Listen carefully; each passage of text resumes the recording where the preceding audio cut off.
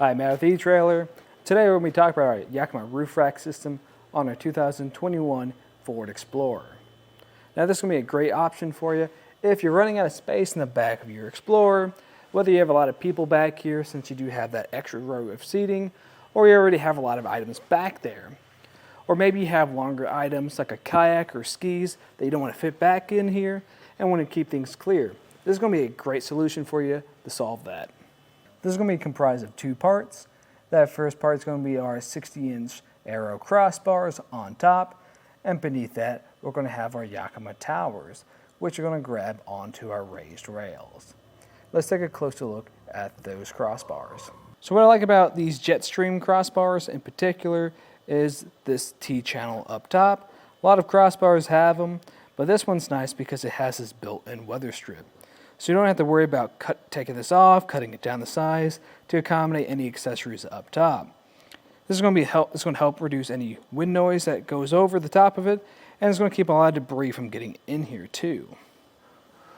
Then underneath, we're going to have this additional channel too. And this one is going to be where your towers plug into, and it'll also come with a weather strip. That one you will have to cut down the size, just so you don't get any wind noise traveling through there. And that shape to it is going to be great because that's also going to help make this a better ride, reducing all that noise up top. Our towers are going to be fairly straightforward.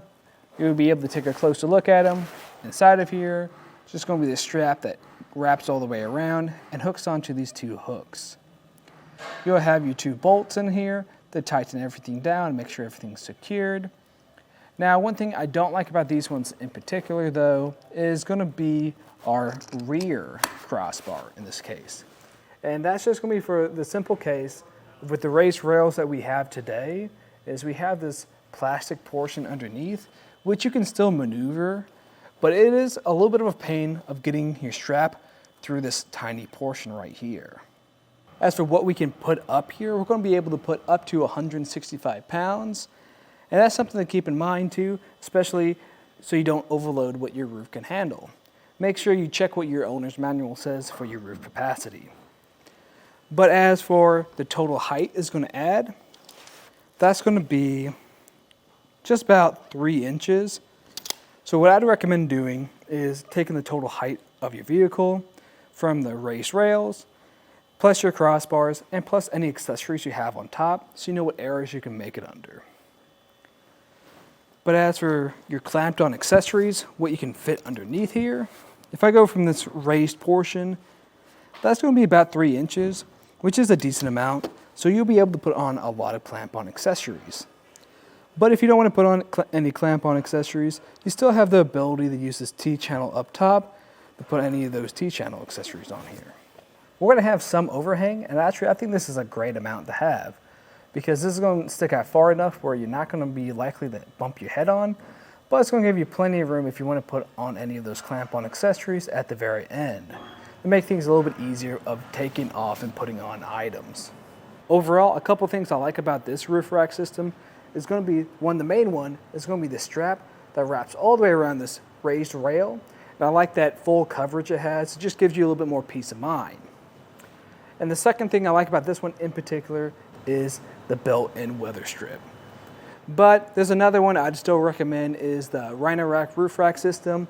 It's going to work very similar to this one, only it won't have that built-in weather strip, but it's a lot easier to install and it looks a little bit cleaner in my opinion. But if you like this one for that built-in weather strip and that strap wrapping all the way around, I think it's a solid choice. But if you do need a hand with that install, just stay tuned and we'll show you how to do that. Now to start off our installation, we're just going to lay out everything. So first up, we're going to have our crossbars, and next up, we're going to have our towers and the hardware that comes with them.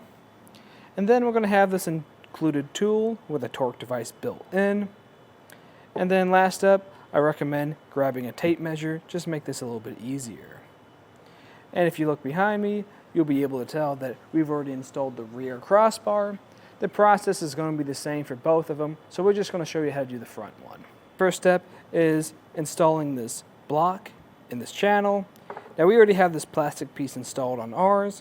You might have to install yours yourself, and all that is just going to be matching that shape up and pushing it in until it clicks into place. And then next up, we're just going to flip this around. Make sure this back strap is loosened enough. If it's not, you'll have to just take your included tool and just loosen this bolt just a little bit more. And once you've got it loosened, you can push the strap through and you'll be able to see there's this nut in there.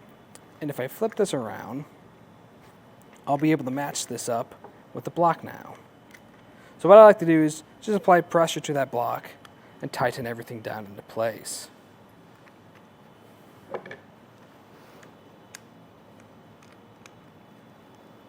We don't need to tighten it down a lot, just slightly, just enough for it to grab on, because we want this relatively loose because we want this to slide into that channel.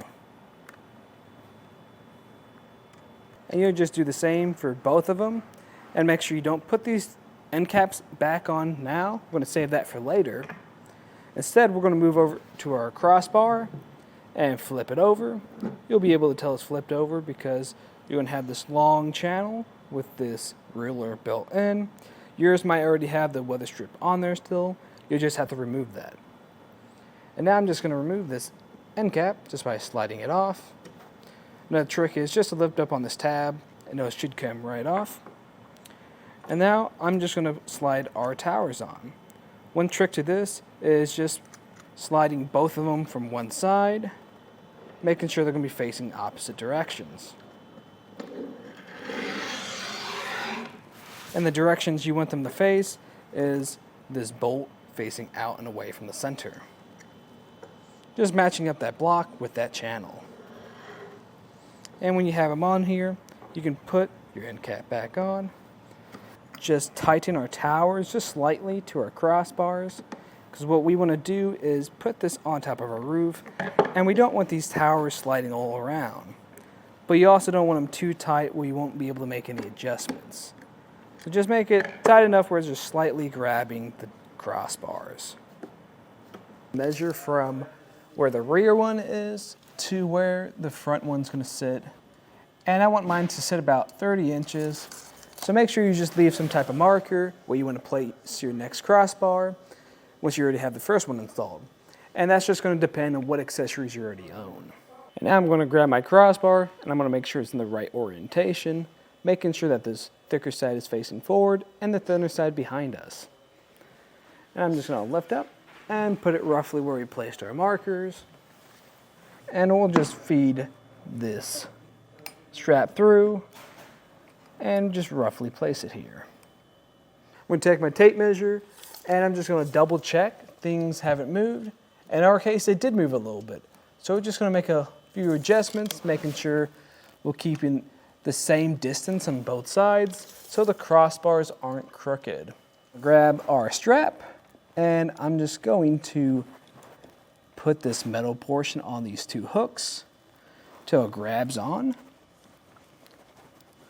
And sometimes it might want to detach, so you can just tighten this bolt here just slightly so it's not going to fall off. We don't want to tighten it too much because it's going to end up pulling too much on one side. We just want to make sure it's making contact and causing a little bit of tension. And then you can repeat that same process on the other side, just going back and forth. And you're just going to keep tightening down until you start hearing the torque device on your tool click.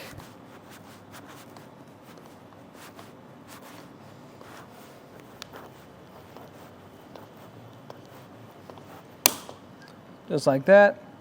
And the next thing we want to do is make sure we tighten this bolt within here too, because that's going to be what tightens your tower to your crossbar. And make sure that click into place too, and repeat that process on the other side. The last step we're going to do is just putting on this end cap. Make sure it clicks into place. Just like that, making sure you do the same on all sides. I like to give it a little shake test too. Make sure we got a secure fit. And if it looks secure, you can put on any accessories you want now, and then take it for a ride. That was just a look at a Yakima Roof Rack system on our 2021 Ford Explorer.